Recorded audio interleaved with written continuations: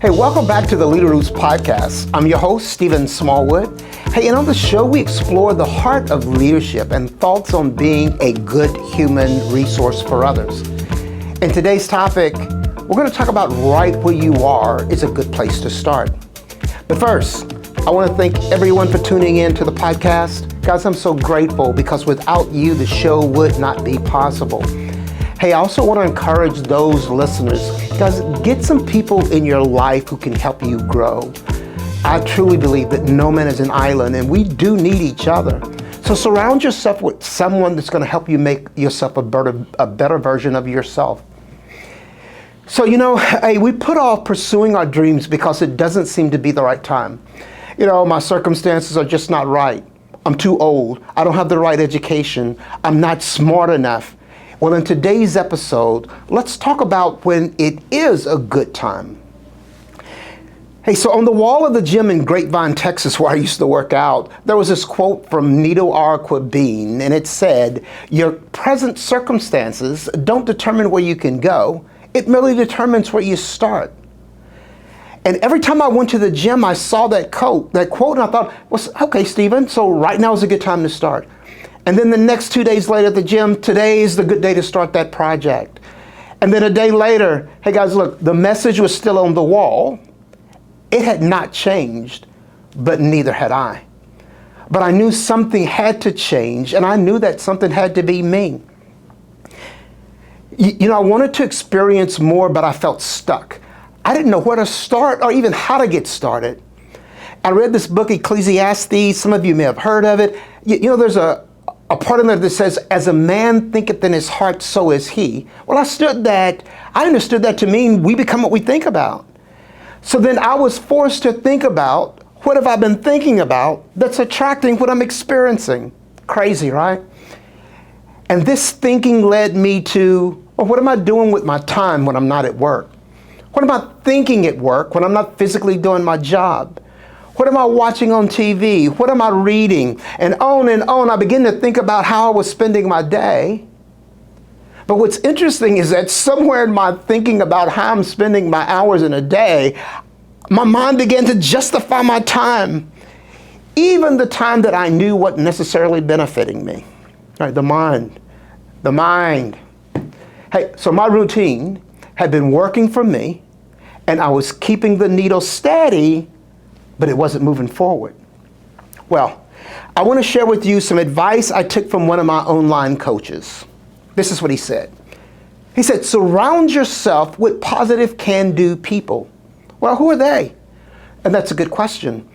Well, I found that they are people who are optimistic about the future. People who believe there's abundance in this world. People who created in the image of God believe that they are also creators. These people believe that if you can hold a picture of your dream in your mind long enough, it doesn't matter where you start.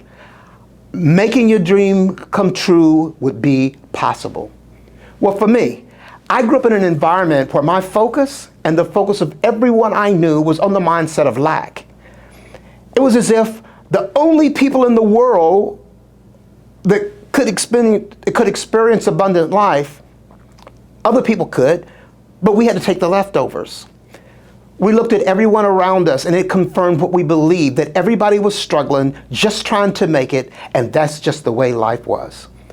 It was my experience, and I know I have a witness out there, that when you are growing up and everyone in the neighborhood is just living payday to payday, lack is the default mindset. And it wasn't until spending some time with a couple of mentors that I was exposed to more, that I realized an abundant life is just as much mine as it is the people who are experiencing it. Guys, I'll tell you, it's interesting. I found out that there's abundance in everything in this world, and it always has been, even for me. Growing up in my neighborhood, it was available, I just didn't know it. Well, I'm here to share with you that there is abundant life also waiting for you to experience. If you can just think beyond your current circumstances, you can change the circumstances that you're in. Guys, there's no lack in God's creation. And I'll tell you this, if you don't have someone with a can-do, abundant thinking in your life, then do what I did. Immerse yourself into positive books, positive magazines, positive media. The local library has become my second home, and it's full of mentors ready to elevate your thinking. As your mind begins to change, you'll start attracting positive people in your life. Hey, they'll look forward to helping you on your journey. The law of attraction is real. What we think about most will be drawn into our lives.